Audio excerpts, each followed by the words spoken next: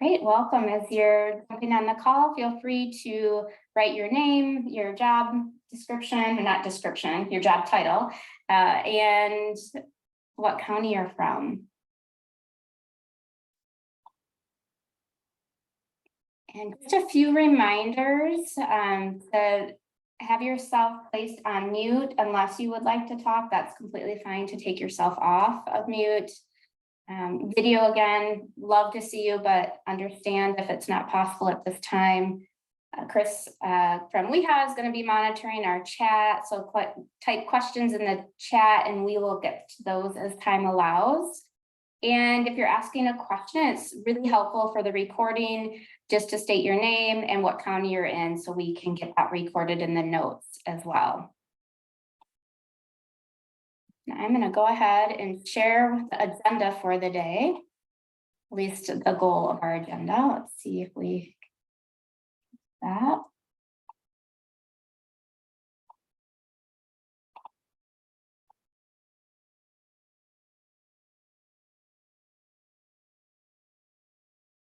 Wonderful. So the agenda for today, this is the quarterly health promotion webinar, so welcome. We are going to do a talk really heavily focused on some high-level evidence-based programs. I will go into a brief overview of the logistics of the program, how many weeks it is, how many participants, those types of things. And then what I'm really excited about is that we have different counties talking about how they implement that program. So you'll hear from for Strong Bodies, Nancy Krieger from the ADRC serving Calumet, Outagamie, and Wapaka, where it's a more established program. They've really kind of built the program up over a few years with Strong Bodies. And then we'll be looking at a few new programs that have been implemented successfully. Bingo Size, so Megan McCormick, who's a community health worker in Jackson County, and then Healthy Ideas with Penny Paulson, who is a community health worker at Guar, and she works out of the ADRC of Trempealeau County. So we'll be hopefully giving you some real life experiences of how they're leading these successful programs. And then of course, we always have some Guar and WEHA updates, some exciting things happening. Okay, so do I have any questions before we get started? Otherwise, I'm gonna dive right into it. Okay, great. So several of you probably have heard of Strong Bodies. We have talked about Strong Bodies on this webinar, but I think it's important. We have a lot of new aging unit directors, ADRC directors, health promotion coordinators that are new, and you may have heard of it, but don't know the specifics or how to really implement it in your county. So I'm going to give just a brief overview of the program, and then Nancy will talk about, we'll do kind of a Q&A with her and I, giving you some specifics on how they implemented the program and are currently doing that. So what is Strong Bodies? Strong Bodies is a progressive resistance training for older adults. It started years ago as Strong Women and has evolved into Strong Bodies to include more than just women in the program. It includes resistance training, balance training, and flexibility. So it's 12 exercises that they work on improving their strength over time, balance, and flexibility. The class logistics, it's 10 to 12 weeks. It's administered by the University of Wisconsin Extension. So they do all the leader trainings, all the updates, any questions you have about the program itself can go to the Strong Bodies statewide coordinator, Jennifer Whitty, who introduced herself last webinar. It's twice a week for 60 to 75 minutes. There's a nutrition component that can be added to the end, but it's twice a week for 1 hour. And the ideal number is 8 to 12 participants. So, but I see Nancy laughing, but if you have a seasoned leader or you have multiple leaders that you can successfully host more, that's really on a case by case or a county by county basis. But if you're just starting out, kind of the goal to shoot for is 8 to 12 participants. And I have a link there. Everyone will receive the slideshow, so you can go right to the link, and it talks about more specifics of what you look for in an instructor. They can be a volunteer leader, and Nancy will go into that a little bit more. Some of the evaluation data, it is a strength, balance, and flexibility program, but they have also seen many benefits for mental health. So they have added a few questions to their evaluation, the extension. One is in regards to the mental health. So is your mental health better as a result of taking the Strong Bodies program? And they offer it in person. There is a virtual option as well. So in person, obviously, we expect that to be a little bit higher. So that's 76.3% of participants do feel that it has improved their mental health. And what's interesting is virtually 74% of the participants felt like it improved their mental health. So I think we're just learning about the evidence that we're seeing come from health promotion programs, especially virtually, in relation to mental health and social isolation and loneliness. The next question they added is, I feel more connected to other people. So this is getting at that social connection and isolation piece. So in person, they felt 80.5% of the participants felt more connected to other people as a result, which is really interesting because a lot of folks are not turning on their camera, even their cameras are off, and they're still feeling connected to this community. And then virtually it's 56.5%. So in person's 80.5, virtual is 56.5%. And again, that's sometimes with not even turning the camera on. So I think that is showing some promise for virtual programs and feeling connected and improving mental health, in addition to the strength, balance, and flexibility improvements. So the Strong Bodies facilitator training and costs, again, you can get much more information from the website, but it is a one-day in-person leader training, and they typically have about 4 trainings a year. They do have one training that is done all in Spanish. So would love to see more opportunity for increasing in underserved populations and in different ethnic and racial groups. And the last I talked to Jen Whitty, she said that they do have grants available that you could possibly get a leader trained at no cost. So if you're interested in that, reach out to me and I will make sure we get you more information on that. Okay, so any questions on the logistics of Strong Bodies? You can either put it in the chat or unmute. Okay, if not, I'm going to do a Q&A with Nancy from Calumet, Outagamie, and Waupaca County and learn more about how they implemented and continue to implement Strong Bodies in their county. So welcome, Nancy. Thank you, Angie.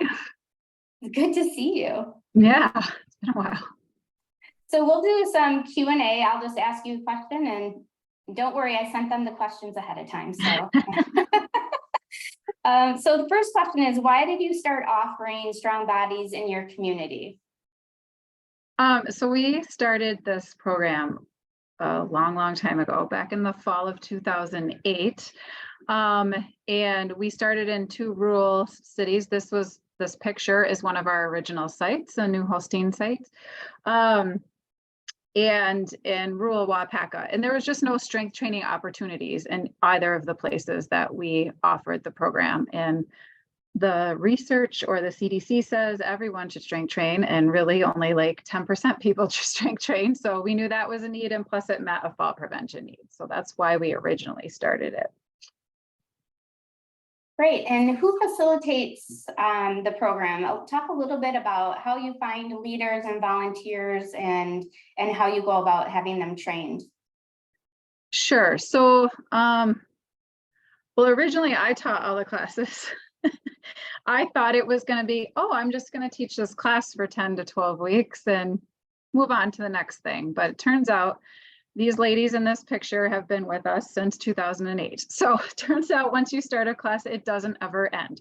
So I learned real quick that you're going to have to recruit some help. So I just started recruiting leaders from the class itself, like the ones who emerged as natural leaders anyway. And so I would start a class, recruit leaders from the class, and then I typically recruit 2 to 3 leaders per class, because I also learned the hard way that if you only have one leader, then you're on call to be a last second sub 24/7. So if you have 2 to 3 leaders per class, people are more willing to be a volunteer that way. Then nobody's too tied down, and plus you have automatic subs and fill-ins, so it works really well that way.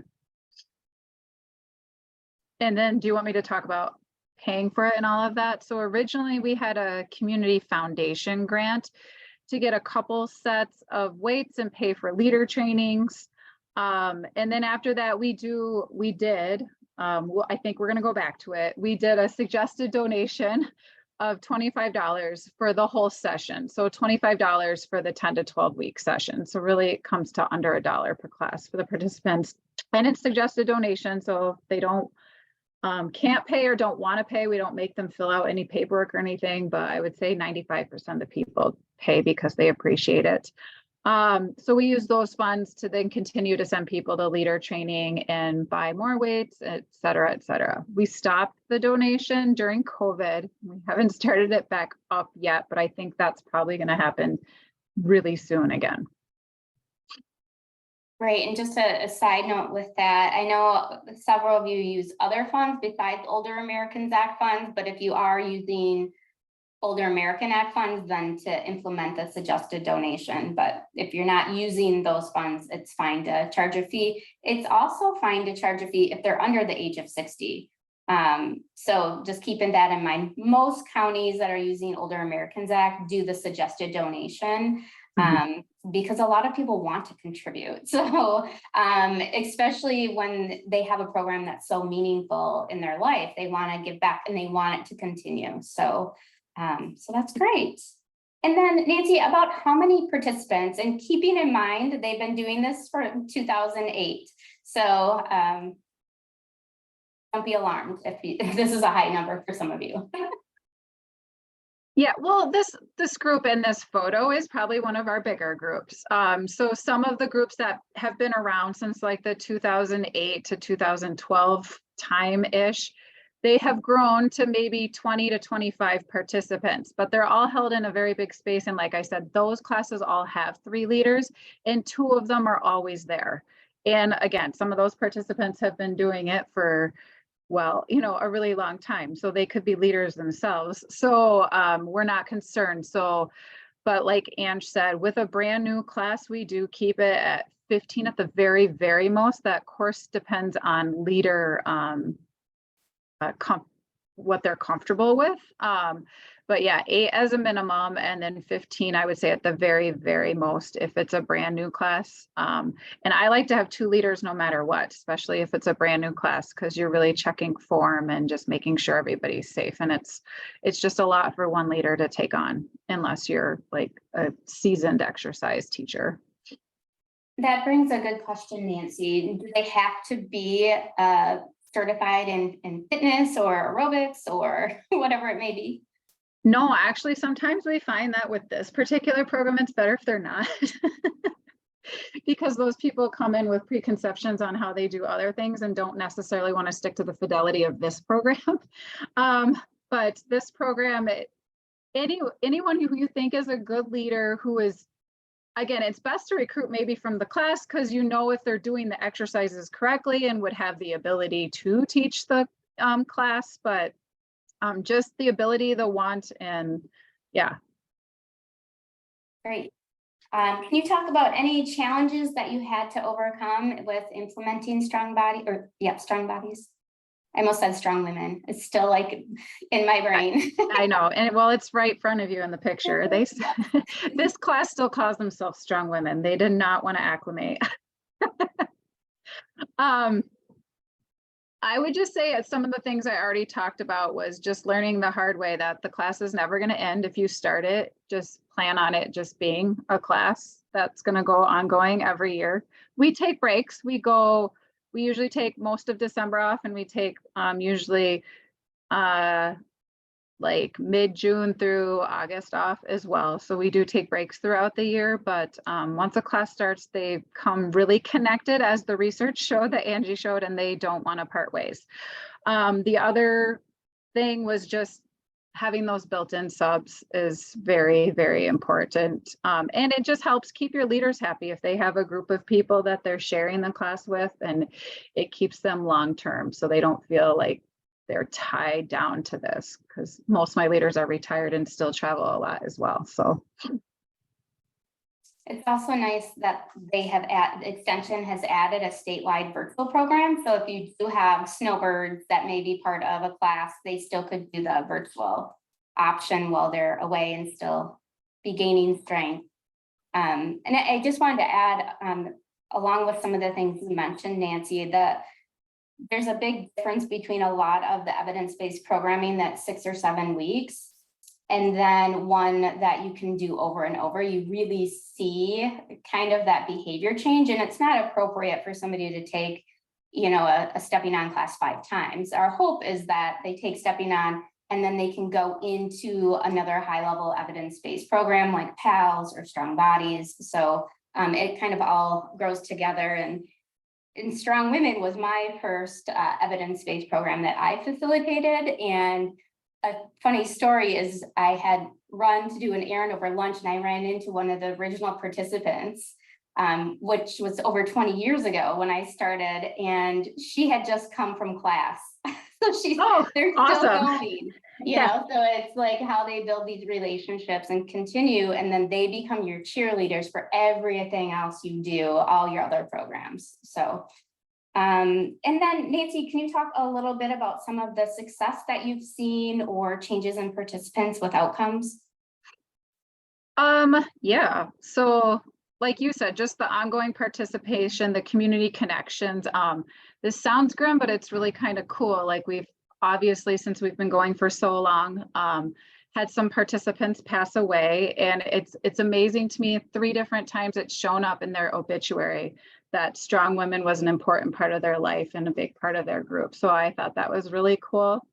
But then also the strength. I mean, just a couple small stories. One lady just came to class one day and she was so excited. She said, "My husband handed me my grandchild and I just stood up." And I was like, awesome. She's like, "Normally I would have to hand him back and use both hands and get up." She goes, "But I was holding my grandchild and I just stood up." She was like, "I'm so strong." She was so happy. So that's just one small story. Yeah, and people really notice the change in their ability just to do the daily life, and they love to share that. And then sleeping better is a huge one that people share, that not necessarily shows up in the research all the time, maybe a little bit, but people really talk about that. So Wonderful. I'm just checking the chat quick. Jody had a question. Can you only have one facilitator leader for the class, or is it required to have more than one? I think, Nancy, you covered that, but Jody, do you want any additional information on that? Yes. I guess I'm confused about if you do need to have, is it required to have 2 facilitators? Like, no, but so you can have one. And the reason I ask is because way up here in wonderful northern Wisconsin, it's hard to get, it's hard to find facilitators. But this does sound very interesting. To me, with the background that I have, but I would probably be the only one that would be the facilitator leader for, which is fine. But it's hard to get other people to commit to being a leader. Yeah, and I think what Nancy had said too, where she started a program, I did the same thing. I would start it at a location, and then there was always somebody in the class that, because they don't have to have a certification in exercise physiology or anything like that, just that they're a good leader and they know how to do the exercises correctly. So then I would pay to have somebody trained, and I would step out and I could start another one. So it might be that you start it and then you're able to kind of step back from it, which is hard for me to do, but that program was easy to do it with, and then you can check in and, make sure everything's going okay and Sure. do the administrative piece of it. Sure. Cause I do a PALS here and people love it, but I'll tell you, like, I usually do, one a year is the requirement, and I probably get like 7 of the same people, which is totally fine. I love them, but I just think that with this, it would be good. You know what I mean? Cause it's, it's ongoing, and so that's why I was thinking about Yeah, this and as well. So, if it's easy enough to get going, you can step out and maybe go into a PALS where it's more, more one-on-one. Well, I don't Sure. know. It depends on Yeah, how many you have in class, but right. there's Thank- options. Sure. Thank you. Yeah, good question, Jody. Thank you. Okay, we'll continue to put things in chat, and I will mosey on to bingo size. So thank you, Nancy, I think too, I don't think we mentioned how many participants total you have in Strong Bodies, because it's pretty impressive the way you started and kind of kept creating. So that would be worthwhile to mention. Yeah, we have over 20 locations in our 3 counties with about 526 participants now. So, and we do have 2 virtual classes as well. So obviously that's being built up over years, but A lot the of time. potential to grow the programming is there, definitely. So thank you, Nancy, for sharing all of your knowledge with us. Thank you. Okay, so we're gonna move on to bingo size, which I think it was 2 years ago already, I had the administrator of the program, Western Kentucky University, on one of our webinars talking about the program. But I think it's worth bringing it back and talking a little bit more about it. It's really gaining speed here in Wisconsin. So again, it's from Western Kentucky University. It's 10 weeks, played twice a week on non-consecutive days. So you wouldn't do it Monday, Tuesday, but there's flexibility on how to spread it out. And Megan, you can always chime in if I got something wrong here, but each session usually lasts 45 to 60 minutes. And there's various curriculum workshops. So there's 10 weeks for exercise, there's a 10-week fall prevention and nutrition. So what we're seeing here in Wisconsin is a lot of fall prevention. And it can be implemented remotely or in a traditional face-to-face setting. What I have learned from Western Kentucky University is that don't replace your regular bingo with this. So people really like their regular bingo, do this before or do it after. So, but we don't want to replace their regular bingo. We can add to it. The goal and the outcomes of the program are really to improve or maintain mobility and independence. So the whole basis of Older Americans Act is that older adults age in home if they wish. So this helps with some of those issues. Learn and use health information that it's focused on falls reduction, improved nutrition, and other health related behaviors. It's not an exercise program. This is a hope that they become, really interested in maybe exploring a PALS, Strong Bodies, or stepping on as a result of going to bingo size. But it's a great way to engage older adults in social settings and something they're familiar with and is not threatening in any way. What does bingo size cost? The structure of it, you can begin implementing bingo size for about $30 per month. The licensing cost is 2-year license, $400 per organization, and that's all delivery models, so virtual, in-person. The training cost, online training cost is $150 per person, which includes all the marketing materials you would need for the program.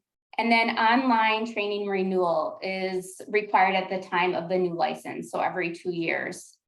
Equipment costs, a bingo size in a box is $350 plus shipping and handling, and it has approved prizes. So that's one distinguished factor about bingo size is typically with the high level evidence-based programs, you're not allowed to order prizes or tchotchkes to give away t-shirts, that type of thing. And as we all know, prizes are a really important part of bingo. But we want them to be focused on some sort of health improve their health in some fashion. And I saw Brian is in the chat. Brian is from Fresh Baby, and he has a link in there, and it's just, they work closely with University of Kentucky and Bingo Size, and they just have a variety of really interesting, unique, healthy prizes that are allowable with your 3D funds for this program. So, so check out Brian's link in the chat if you are interested in learning more about that. And then I do have the link to learn more about Bingo Size on the website. They have video vignettes about the program and that type of thing. Oops, back. Oh, okay. So I want to introduce you to Megan McCormick. If you have not met Megan, she is a community health worker out of the ADRC of Jackson County. And they recently started implementing Bingo Size, and I think you just finished your first 10-week session. So I wanted to invite Megan to talk about some of the things that she's learned along the way as she's been implementing Bingo Size. So welcome, Megan. Hello, how are you? Good, and she is taking time she's at the Wisconsin Public Health Association conference, and she went up to her room to do this, so I appreciate that. So tell us a little bit about why you started the program in Jackson County. So we started it with the ADRC in Jackson County. We do other evidence-based programs as well. We were focusing more on the social isolation and the loneliness of the ADRC scope of client services, wanting to get them to come out, play bingo. Everybody loves bingo. Everybody loves prizes. We wanted to get them to come out, engage with one another, kind of build relationships with their peers kind of in the community. We still found a lot of people not wanting to go out for it because of COVID-19. We did a Healthy Measures Bingo Bash when I first started with the CHW program, and they really kicked off from it. So we really wanted to get them engaged with another Bingo Size session and then have them kind of branch out and prevent that social isolation and loneliness among them.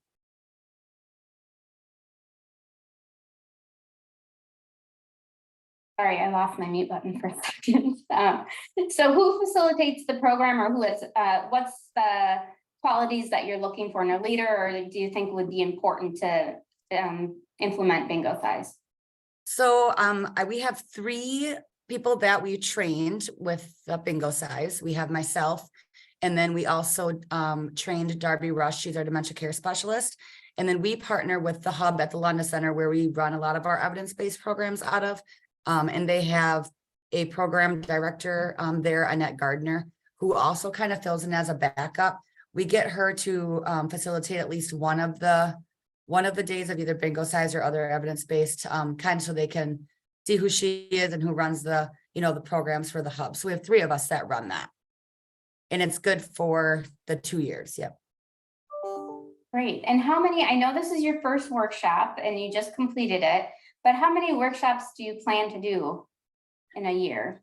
I'm thinking off the bat, maybe 2. I'm also trained to do it virtually. Obviously we haven't had to come across that yet, but I'm thinking of doing it like I did in the spring, and then again in the fall, winter, we're thinking. So that way, if it does come down to it and they're unable to come out in the weather, we're still able to, distribute that, the platform for them to do it virtually to prevent that and have them still coming to the class, but not driving in.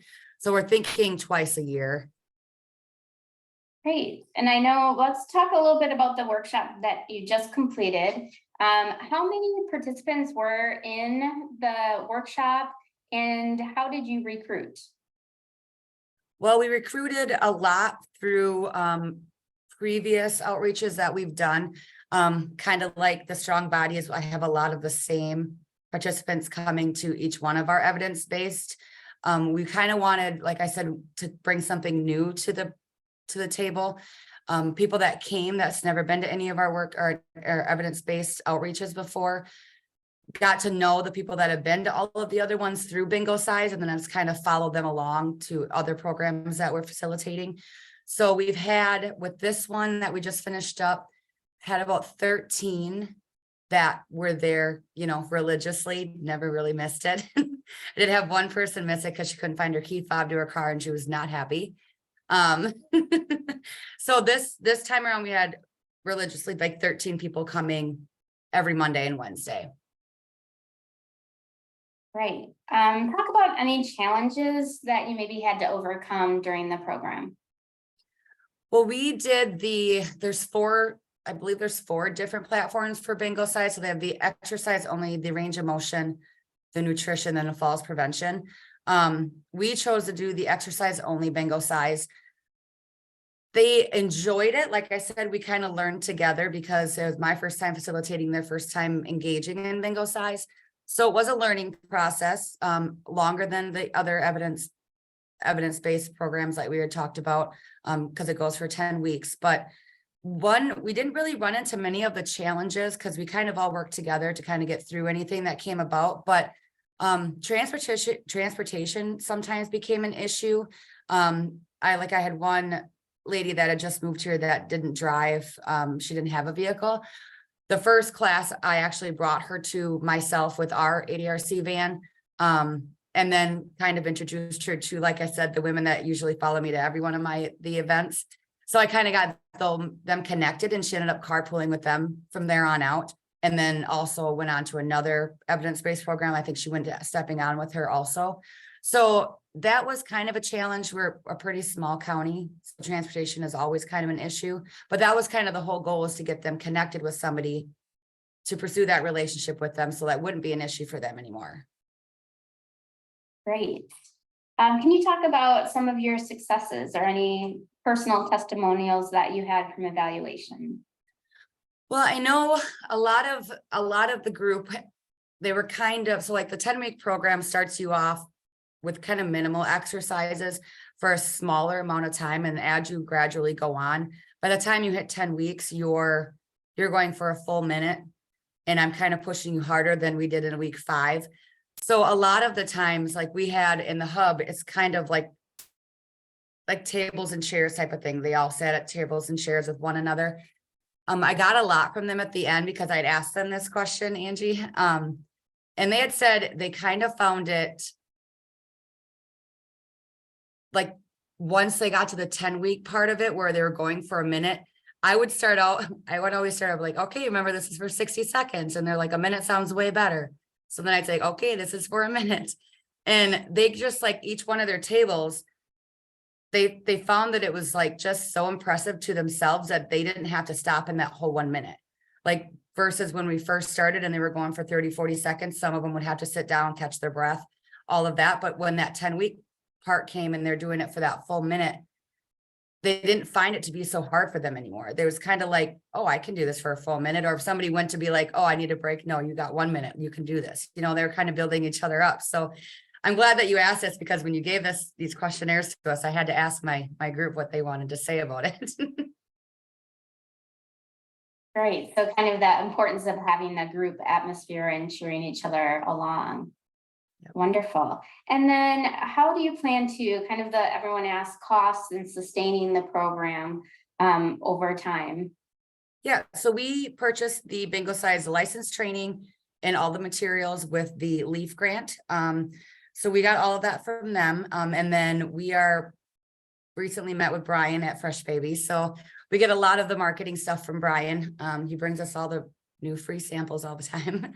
So we're still looking to continue going on with that. I'm always looking for more funding, grants, anything that we can use to go towards the marketing for bingo size. Because just like you said, Angie, you have to have those prizes involved, and they have to be approved, obviously. So we're always looking at still trying to go on with the preventing of that social isolation and getting them out and about and not staying in their homes and engaging with one another. So hopefully we can get into some more grants and keep going with it. They all seem to like it. They want to know when we're going to do the next one. Great. And just to remind everyone, if you are an aging unit and get Older Americans Act funds, that 3D can be used for the program, as well as 3B as in boy. So it is high level evidence based. And then Megan, anything you want to add about bingo size that I haven't asked you about in your experience? No, just with it being our first one, they truly enjoyed, the whole 10-week program. Like I said, at the end of it, they're like, okay, when are we doing the next one? which one you're gonna do next time. Because I plan to keep switching it off between all four of them.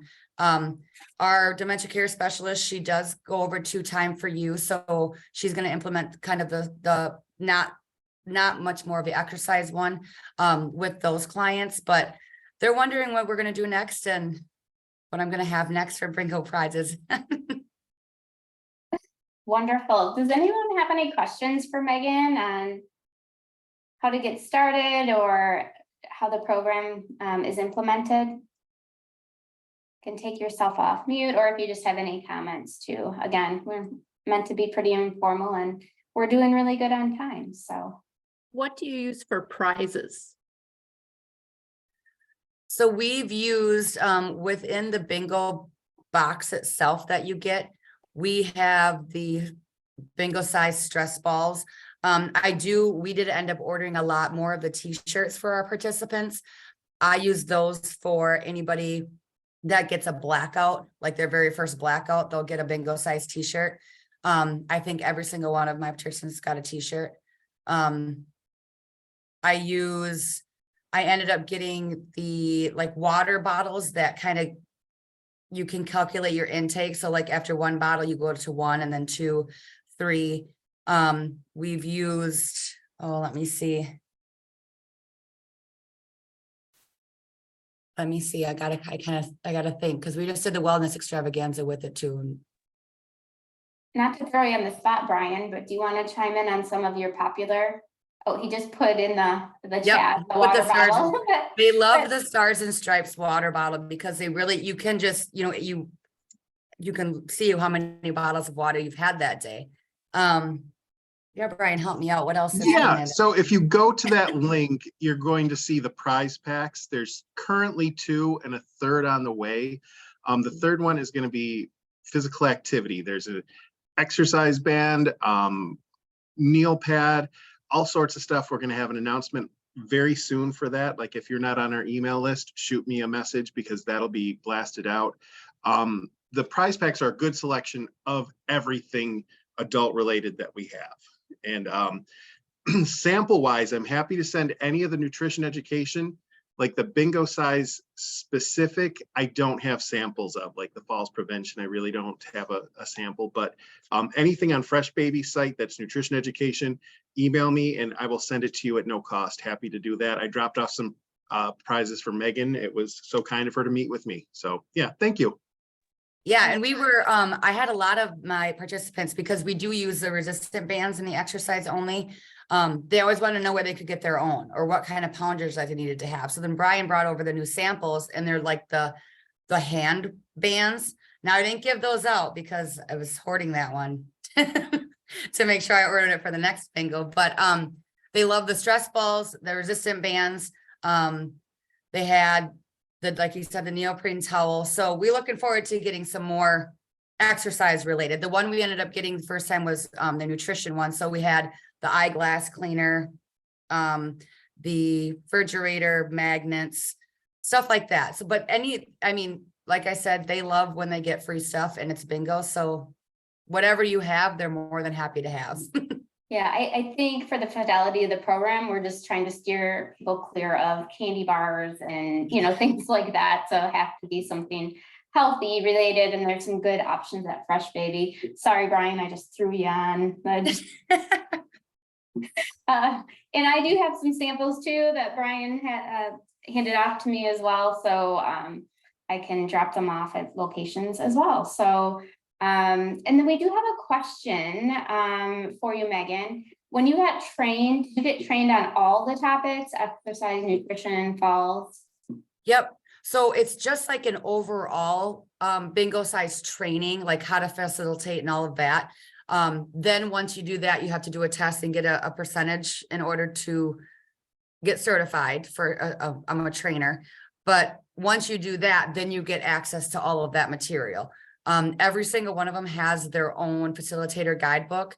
Every one of them has their own list of songs that you can play during it. I didn't implement songs for this one because like I said, it was a learning curve for us. I wanted to make sure that we both knew, or we all knew kind of what we were doing to begin with. And it also gives you participant handouts that they do each week and they bring back to you. Like we did things like that where they would bring it back and they'd get like a small prize, you know, like a little small night light for their hallway or something small. And then it also gives them a list, like a printout of how to do each exercise. So like every week when they were done, we'd start off the Monday, like, did anybody have any issues doing like this exercise? Let's walk through it. So it kind of gives them a readout of it. But yeah, you get trained overall and then get access to the materials once you're certified and pass Yeah, that. that was a great question. And then Lisa Messer asked too, how do you pay for the prizes? So it is high level evidence-based, so you can use your Title III-D. This is the only high level evidence-based program that I'm aware of that you can use your 3D money on prizes, because it's important for the overall success of the program. Like if you did bingo and they didn't win anything, that you know, I'm not sure how many would come back. No. You definitely couldn't call it bingo anymore. So that you can, however, what we don't want to see, and we really can't see for 3D, is let's say December comes and you have $1,000 left in your 3D. You can't purchase a bunch of prizes for like the next 2 years, because you may stop doing the program. So really the funds should be spent in the same year the program occurs, is what the goal is. So let's say you're going to be having a program start in January. It's okay to buy enough prizes for that, you know, January class, but we really don't want people saving their 3D dollars and spending them all on prizes and then using them for other things, which I know nobody would do, but we're just trying to keep that guideline in your mind, to not purchase a mass amount of something to hold for the next year. It's not really the intent of 3D, so. But yeah, but prizes are important, definitely. So you can use 3D and you could use 3B as well for that. Okay, I think how many prizes do you give out each session? Did I answer that one, Angie? oh, no, I didn't see that. Oh, I think it says, how do you pay? I didn't see. That's a good Marie. question, though. Go ahead. I did not answer that, so. So it kind of depends. Like at the beginning, we did maybe 2 regular bingos and then a blackout. But as you kind of progress, you do the exercises for a full minute, you tend to go through them a little bit faster. I don't know why. But when we get further on, I did switch it up to go maybe 3 bingos, depending on if I had everybody there. But I usually did like 3 to 4, starting off with 2 to 3, kind of depending on, and then I've always just done like the 1 blackout. I think the very last session, I don't know if it was the very last one or the one prior to that, I did 2 blackouts just for the fun of it. And what's a blackout, Megan? That's the whole card, the whole entire card. Oh, okay. You can tell I'm not a bingo. Okay, I must be the only one that didn't know that, so I know. Everyone's looking at me like, yeah. Okay, awesome. So any other questions, put them in the chat and we can loop back around to them. So that was great, Megan. Thanks for giving us kind of a run through on how you implemented and being brave, since you just finished your first one. So I appreciate that. Okay, we're gonna go on to Healthy Ideas, which is logistically a little bit different than most of the evidence-based programs that we're traditionally used to. You may remember Healthy Ideas about 1.5 years ago. We had the Healthy Ideas Administrator, which is a AAA out of Massachusetts, on talking about the program. We also in November did a training for Healthy Ideas, which was open to everyone and every aging unit across the state. And we had 22 participants in that. So happy to give an update since November when we had the training. And Penny Paulson from the ADRC of Prince County, she's a community health worker with FAR, but housed at Prince County, is going to give us the overview about how she's doing with that program.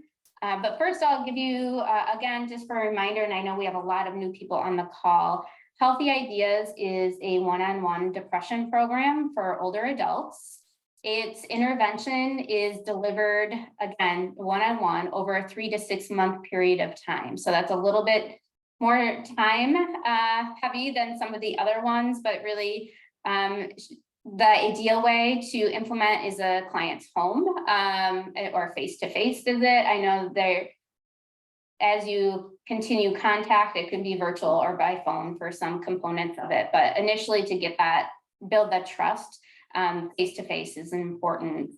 The program outcome is to empower clients to manage their depression through behavioral activation, and that's really what the program will walk you through.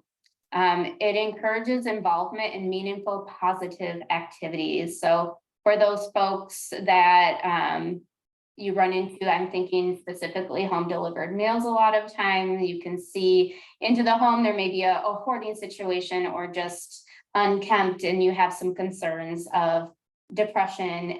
This is a great intervention to kind of help the participant manage until they can, sometimes it'll be several months before they could get in to see a provider.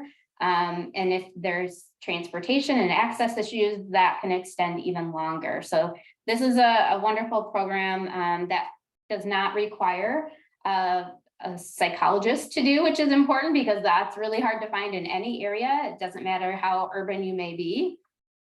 The health outcomes that has been shown for this high-level evidence-based program is a reduction in depression severity and pain, knowledge increased about how to get help for depression. So you're really helping that individual facilitate their own self-care and reduce depression symptoms through increasing activities, and those meaningful activities are important. And the healthy ideas also the training case managers, community health workers, health promotion coordinators, INA workers, this evidence-based intervention in real world conditions. So it reaches the target population and reducing all those depression symptoms, which we all know can accumulate and make chronic diseases even worse. And it can be just a cycle that they can get into.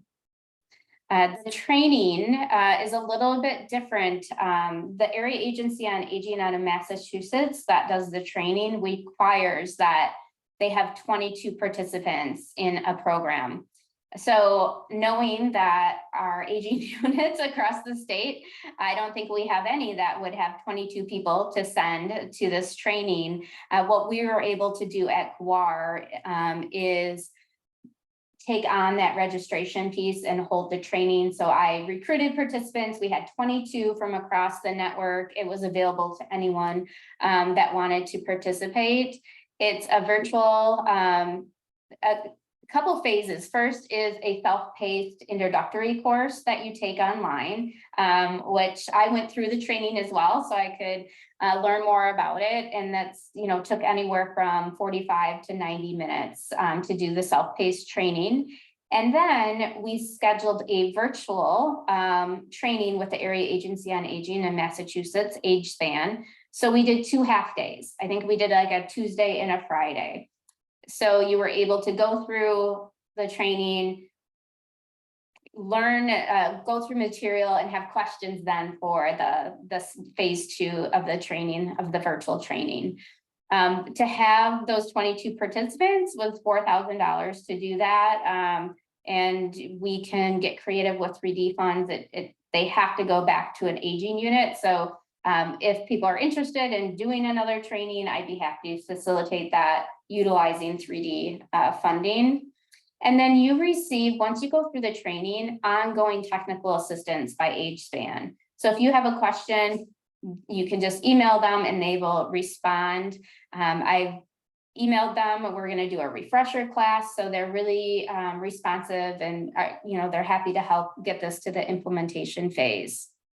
And currently in Wisconsin, we just held this morning, quarterly check-in meetings where we learn from one another on where are we getting our referrals, what types of challenges and successes have we seen, and what more information do we need so our facilitators across the state of Wisconsin will be confident in what they're doing. I will say this is the only evidence-based depression program that I know of for older adults in the state of Wisconsin. So this is an important topic, and I know we're always running into folks that could benefit from this training.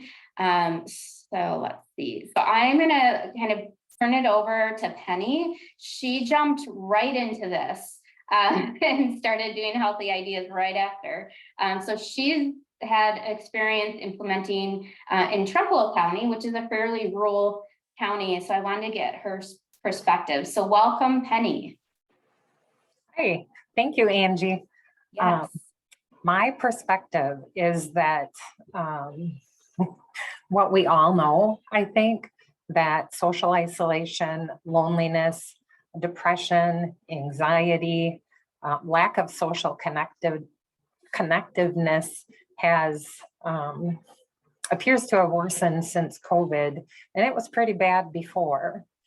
And in the 35 years that I have been in long-term care, we have talked and talked and talked about the prevalence of depression and how it is underdiagnosed, poorly managed, stigmatized.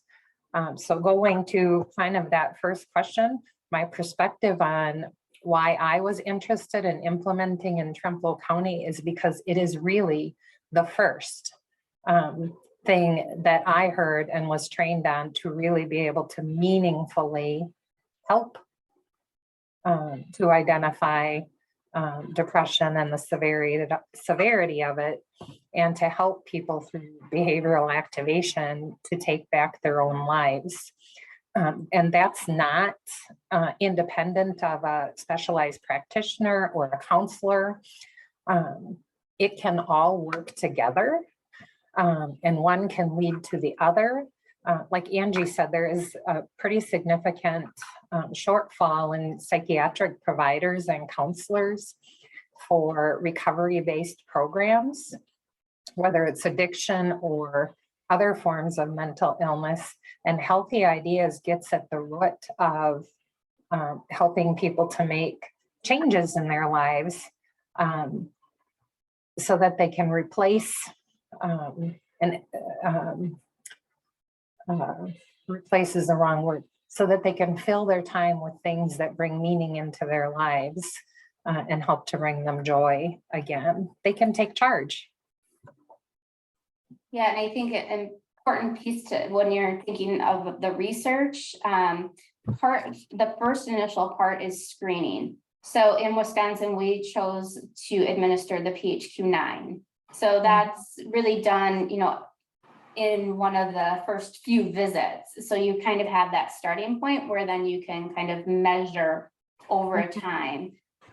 So talk a little bit about how a client would go from initial kind of introduction to Healthy Ideas and walk us through maybe a participant. I know I'm going off of the questions a little bit, but I know you can talk to that. Sure. So, everybody's story is different for sure. And there are, we talked about fidelity of these evidence-based programs. That is incredibly important. Something that is different in this one-on-one program is the importance of developing relationship and learning what that person's goals are, not what mine are and not what the tasks are, but getting to know them really well. And the formal screen that we do, the PHQ-9 Patient Health Questionnaire for identifying depression and the severity of it, is sort of a way to put a number on it. And there are lots of ahas when going through that screen. Many of you have maybe participated in that screening tool, even in the clinic with your primary care providers. It's the screen, the PHQ-9 is a way to get a baseline on how that person has been feeling over the last 2 weeks and how much it has impacted their lives.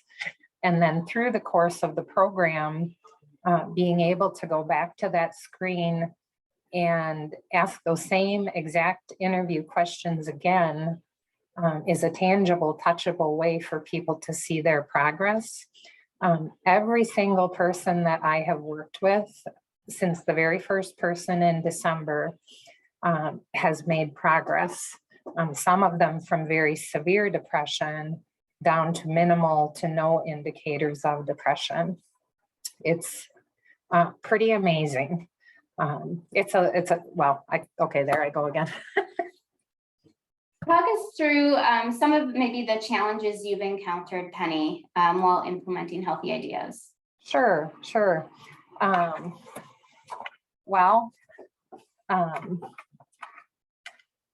I guess there are plenty of them, and part of the challenges are sort of problem solved through really getting to know that person. You know, I had really pretty high expectations for what people would be doing. You know, we'll be walking on a treadmill for a half an hour every day. And really what some people's goal is to get out of bed every day. Or, you know, to rebuild a routine that makes sense. Many people lost their structure and their routine as a result of changes with COVID.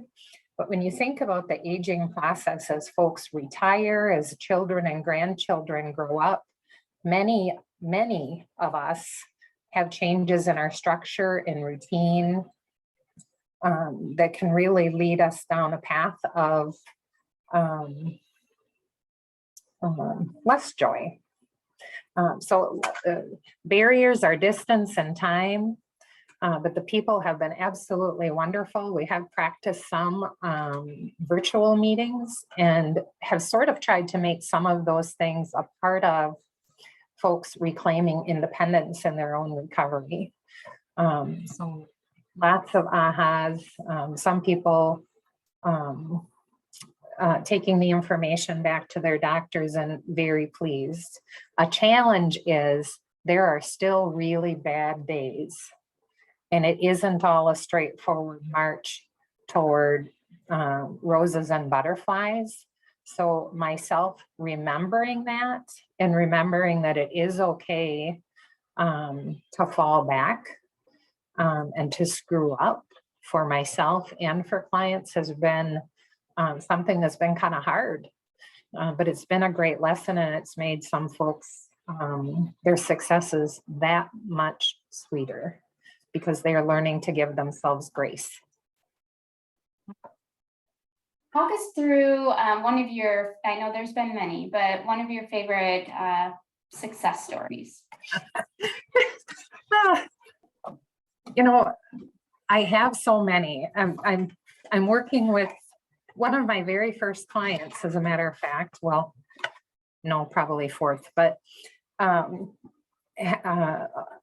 lost her job about 1.5 years ago because she just couldn't manage. She felt like work was her whole trouble, and that if she was done with work, life would be better.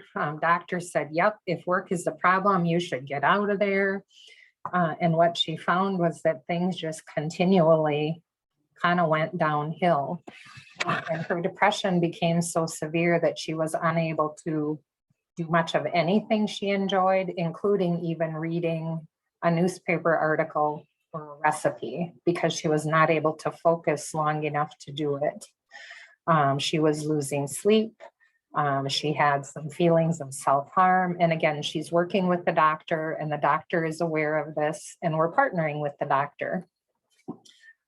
In any case, you know, this I think I mentioned a few weeks ago that she was able to go out of her house and go to the Humane Society and get paperwork to volunteer. She truly is on a treadmill every day. She is reading Charlotte's Web, which some of us would not think is age appropriate. But there is zero stress in Charlotte's Web for this 67-year-old gal. She can take the joy in it. She can put it down or take it up. And she is measuring her success one chapter at a time. She's taking joy in doing things with her husband again. We found that she was not taking her medicines even remotely close to the way the doctor had prescribed, but through coaching and behavioral activation, she's been able to develop healthier habits to build her life and to do what she wants to do. I mentioned earlier, I wish I could somehow articulate better the twinkle in people's eyes when they feel happy, like they got themselves back. It's amazing. Pseudo seizures even. There's another one. Do you want me to talk about that one or leave that be for now? I think that one you did is amazing, and I think one of the challenges of being trained in any high-level evidence or any evidence-based program is the confidence to implement it. And I know at WEHA, they say within 3 months, you should be implementing a program. yeah. There's a reason for that. So I just want to give Penny kudos because she jumped into something can be pretty challenging. And Penny, talk a little bit about how you're getting referrals for the program, because I think that's important for everyone to hear as well. Sure. Well, we put articles in our newsletter that goes out every 2 months from the ADRC, and the client I just spoke about actually picked the newspaper or that newsletter up at the doctor's office and called herself, which is pretty huge. Others of the referrals have come through the INA workers here at the ADRC, but I also go out to all of our congregate dining sites and sort of spotlight healthy ideas, what it is, potential signs and symptoms of depression, and that there are things that we can do that don't cost a penny to reclaim some of the joy in our lives. Also have gone to to the National Alliance for Mental Illness and have spoken with the medical director at a local clinic, who is really excited about this too. And the biggest thing is really that behavioral activation piece, because we don't have any magic to fix it. Even the very best medication in the world and even the very best treatment can't change what you're doing day to day without you being a part of that. So again, behavioral activation and people learning about what's happening in their lives and being able to take action is really pretty key. Great. And I do see one question in the chat that I think a lot of people are wondering. It's kind of a time issue. How much time are you dedicating to this? And is it handled just by yourself within the county? What does that look like? Do you have to create big care plans? I guess kind of the staff time dedicated to working with clients one-on-one. Sure. I think it is very different with different clients. Some people are able to take hold and do these things pretty independently, and other people do need more time. So initially with the client I was just speaking about, it was an hour every week. And now we're at every 3 weeks. And she will send messages. I was able to do this. It's all good. I took my husband on a date. And just, gradually less and less time. Another client that I'm working with, I met with him for about 45 minutes, 2 weeks in a row, and now we touch base on the phone. He's really flying with it himself. He's taking walks every day. He's drinking much more water. He's sleeping better. So it's not like rocket science sort of things. They're little things that we can grab onto and that people can catch hold of to get better. So it's not counseling at all. There's a coaching component for sure, but this is largely about people helping themselves and about we as facilitators hearing them and being a sounding board and a reflection of what they're feeling and saying to help them to move forward. Yeah, and there's a fairly large motivational interview component to that, and that's part of what we're gonna build into our quarterly meetings to help build everyone's skills at motivational interviewing. But it's like Penny was saying earlier at a meeting, you know, it doesn't even bring any of the healthy ideas paperwork or anything like that to the first meeting. It's just get to know you and build trust and go from there. So and in terms of data collection, this is not a very top heavy data collection. It's really up to the county. If you're using 3D funds or any Title III, Older Americans Act, Title III programming, you'll need to enter that information into WellSky or SAMS. So they do have a nice kind of journal for you to write down how much time you spent and what their PHQ-9 score is and things like that. But you don't have to report any data back to the Area Agency on Aging in Massachusetts. You collect the data for yourself. I'm not collecting data currently. It would be going into WellSky and SAMS. I don't want to complete or make people duplicate and put a lot of data in different spots. So we haven't found a need for it in the Area Agency on Aging age span because they manage this program throughout the country. That would just be overwhelming for one person to do. So, and she does other programs. So the data collection is fairly light, but you would need to enter this into SAMS is the most important piece of that one. Penny, did you want to say anything about your capturing of data and kind of tracking participants at all? Well, again, the numbers on that PHQ-9 score sort of speak for themselves. Not that we sort of care for people by number, but it's so touchable for people to look back on.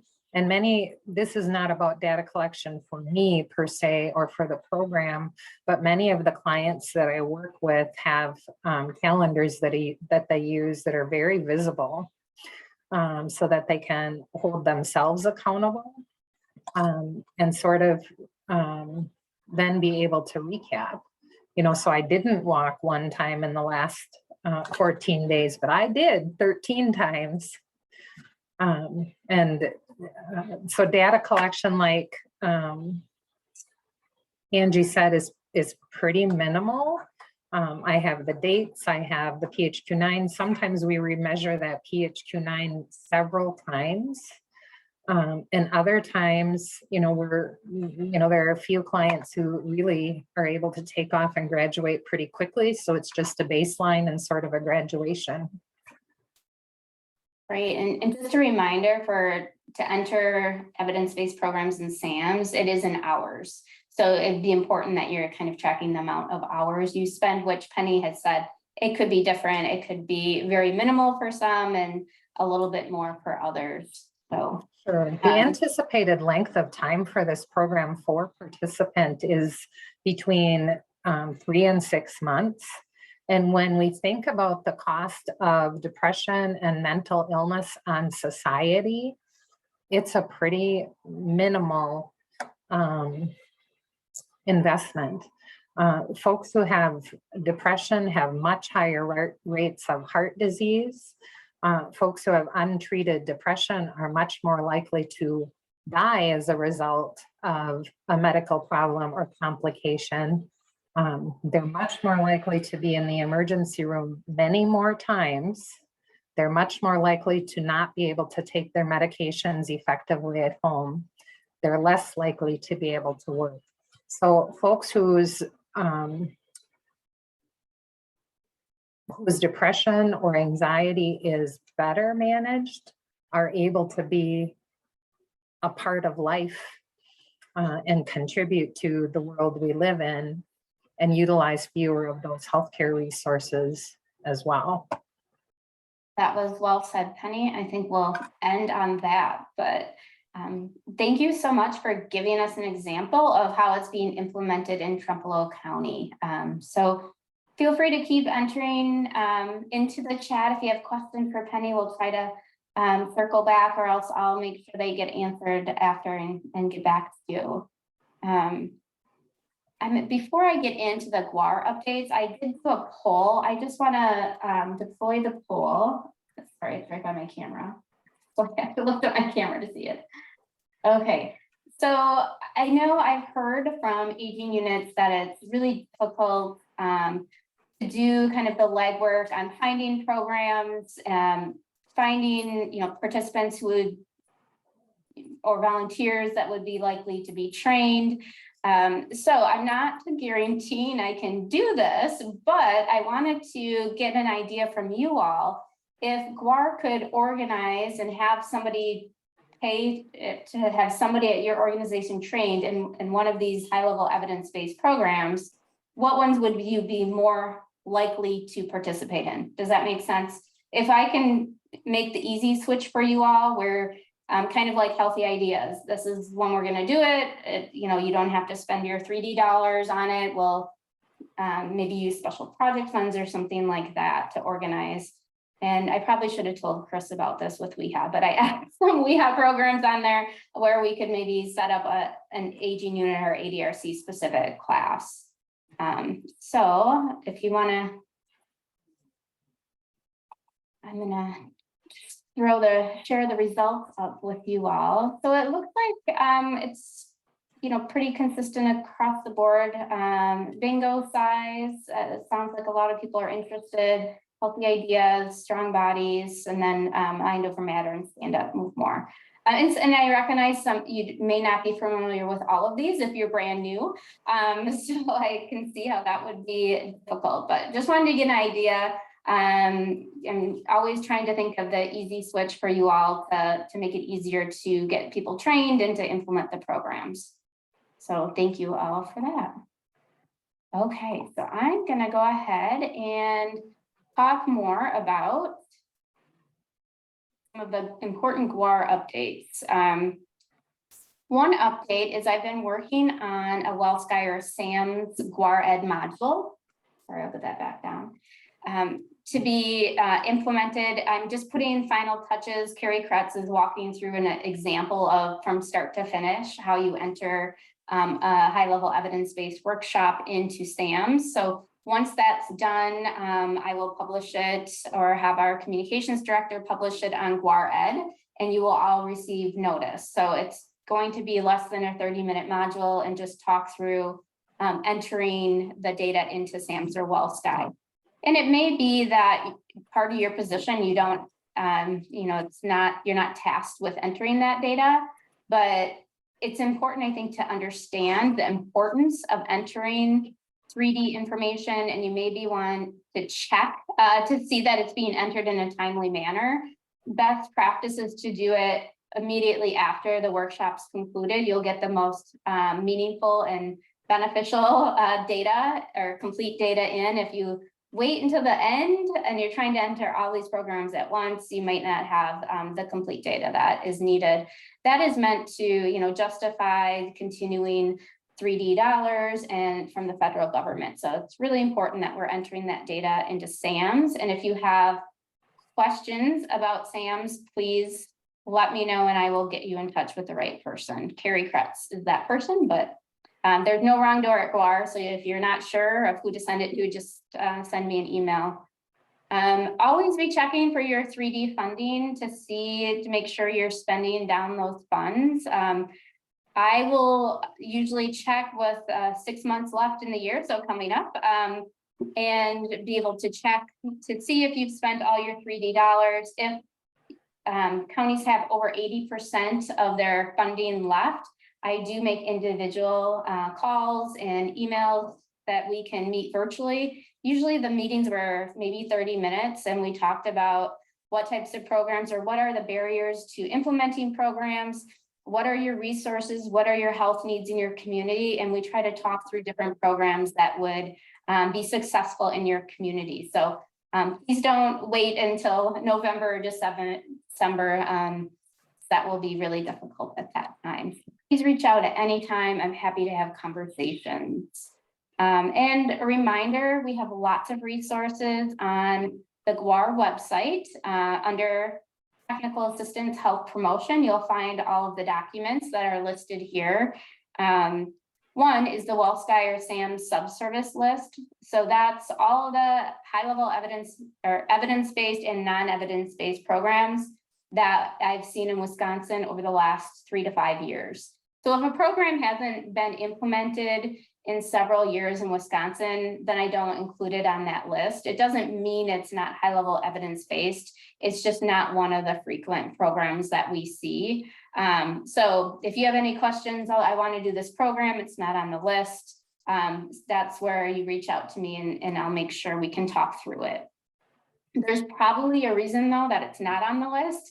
So if it's been tried in Wisconsin and usually some of the resources are too extensive for what our 3D funds consist of. For example, there's several programs where the license fee is $10,000. So that might not be a good fit for your county if you're not getting over $10,000 in 3D. So that's a great list to start with when you're looking for different programming. There's a short summary and then a website where you can find more information. The other is a frequently asked questions document. This has been over the past 6 years as I get all of your wonderful questions. In order to answer them consistently throughout, I have documented those with the answers to those questions, and those have also been vetted with the Bureau of Aging and Disability Resources.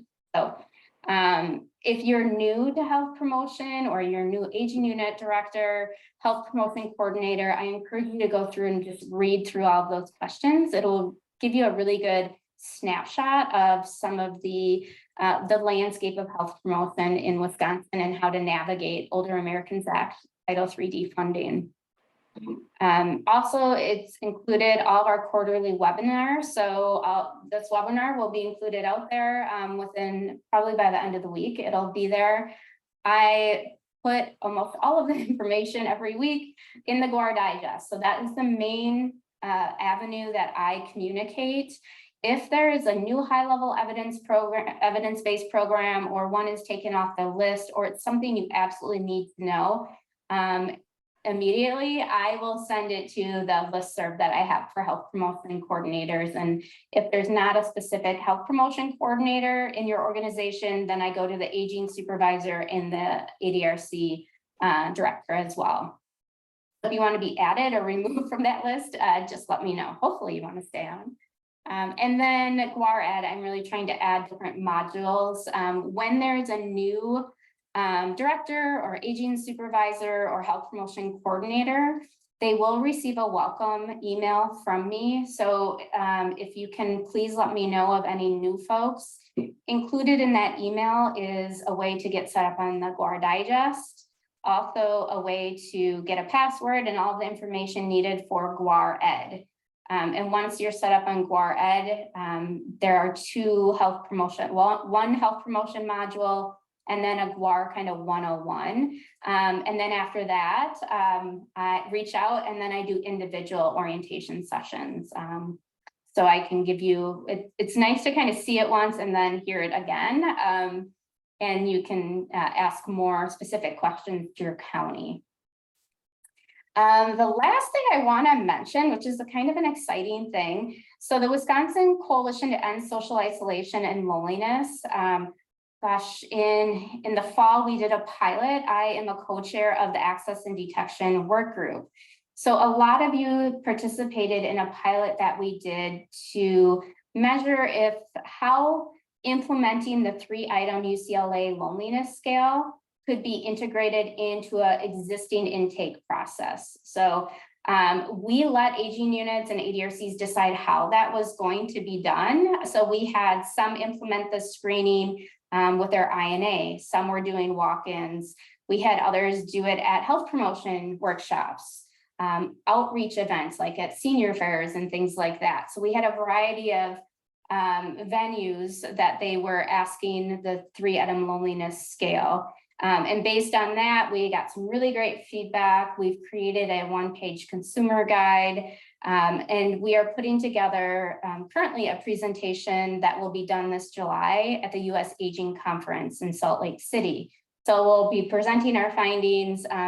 Before we do that in Salt Lake City, there will be some sort of webinar that you will all be invited to, so you can get a sneak peek before we go to Salt Lake City and learn more about the program. But we are in the final stages of creating we're calling it a desktop reference.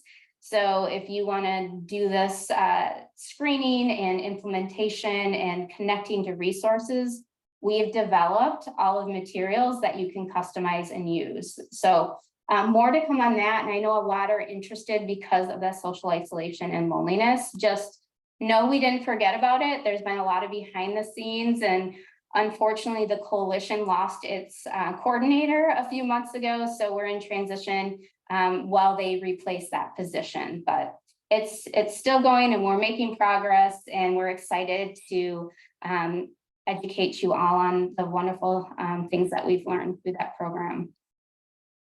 All right, I'm checking the chat to see if anyone has any questions on any of the GWAR updates.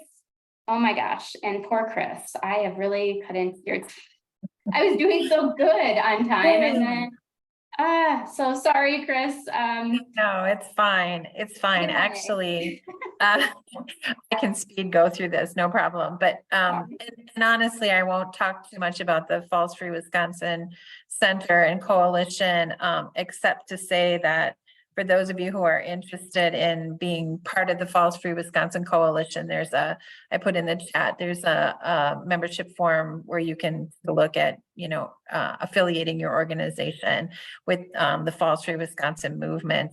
You've already, I know most of you heard bits and pieces and probably in various forums, our work around Falls Free Wisconsin. So we're looking to launch the Falls Free Center in September, appropriately during Falls Prevention Awareness Month. And so there'll be more to come on that, and I won't go into that too deeply. You probably also though heard me talking a little bit about how we're going to keep this center going, because this was funded with a federal earmark of kind of one-time money. And we had been sending out information to lots of folks about the Healthy Aging grants as a means for some state support and a state budget appropriation for all of the work that we do in health promotion when it comes to older adults. That was knocked out of the state budget by the Joint Finance Committee fairly early in the process, but we continue to work on falls prevention funding, and we anticipate a standalone bill will be coming out very shortly. And we're looking forward to the potential for that to fund a lot of the falls prevention awareness work and resources and tools and support for the coalition. So as I get details about that, we will be sharing that information with you and encourage you to with your own local legislators and encourage them to support that bill. I did want to, since Angie was just talking about the Loneliness and Social Isolation Coalition and that work, WEHA has been also pretty actively involved in the Loneliness and Social Isolation Coalition. And this is something Angie doesn't even know yet. We are potentially going to be looking at some funding to do some pilots of a loneliness and social isolation intervention. Nothing we've identified at this point yet, but I do know that many of you have, as part of your aging plans, loneliness and social isolation as an area where you would like to do some work. So I'm sort of dropping this on you as something to know, and that we will be developing this a little bit more, but we're kind of looking at some of the data that our measurement work group has pulled together to kind of identify who and where loneliness and isolation has the greatest impact. Then we'll be looking a little bit at geography, in terms of like rural, urban places. And then we'll be just looking at interventions and what types of interventions might make some sense, and what kind of structure do we need to surround the implementation teams with. So we're talking about that now and are looking at a particular funder to be able to support some of this work. And you're hearing it here first because this is something that's just recently come to us. But just want to let y'all know that something to be thinking about, and if there's interest there, you can let me know and we'll keep you on a list. Reminder also for those of you who are interested, and I know some of you indicated wanting to get some facilitators trained in the stand-up program or the mom program or any of the 11 programs that WEHA offers, encourage you to go to the website and let us know your interest, put in an application for a facilitator, let us know your interest. The sooner we know, the more certain those trainings will go forward and that we'll have enough people to do them. So if you have questions about that, you can contact me, but you can find applications in the leader training schedule on the WEHA website. Some of you may also have noticed, I'm just going to quickly share my screen. Hold on. Where are you? There.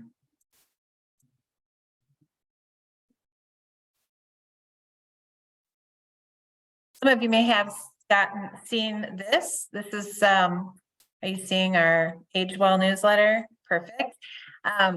So we have just recently launched into sharing with consumers information about healthy living, healthy aging. So we've created a newsletter and sent out our first issue with a variety of different topics in it, but really intended to be short little tips that get people thinking about ways they can improve their health.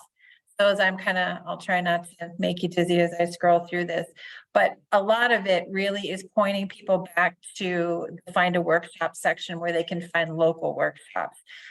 We recognize that not everybody has the bandwidth to reach into the community and go statewide. And now that many people have access to virtual programming, we want to be able to reach out into the community, motivate them to do things that will help improve their health. And this is sort of the conduit through which we're working to get it started.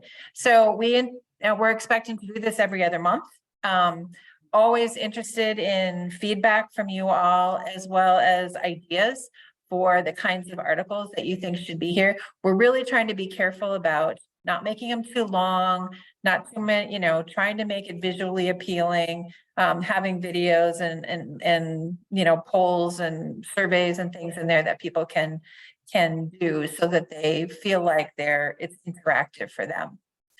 So just wanted you to be aware and let you know that if you have other ideas for us, we're all ears. Also wanted to just quickly mention that we're looking at a 2024 Healthy Aging Summit this coming year, not in 2023, but 2024. It's been since 2021. We get, I bet on a weekly basis, I get people asking me about whether or not there's going to be a Healthy Aging Summit coming up. So for those of you who have been there, for us, it feels like magic when people get together and are able to talk and network and collaborate. And there's really cool things that happen when we get together and are able to, sort of share our collective brain power when it comes to ways that we can engage the community with health promotion. So absolutely looking at this coming year as being a Healthy Aging Summit year. And more information will be coming out on that. But again, as always, people who are interested in being part of a conference planning work group, we're interested in having anybody who wants to help and kind of help us facilitate and identify the kinds of programs or workshops or speakers. We're all ears and interested in hearing from you. A couple of questions in the chat.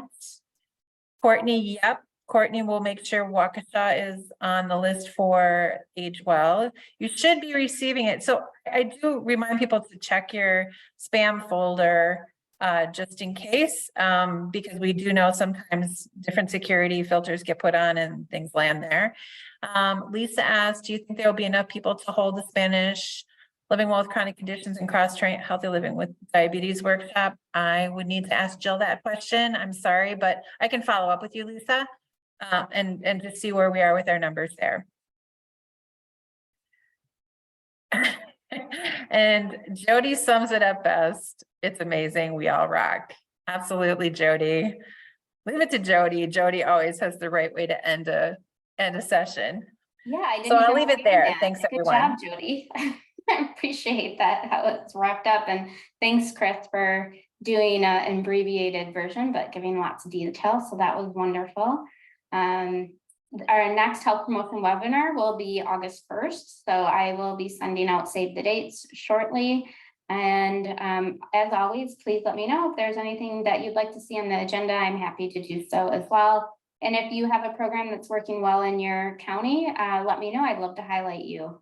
So we will all see you all in August, and I appreciate spending time with me this afternoon.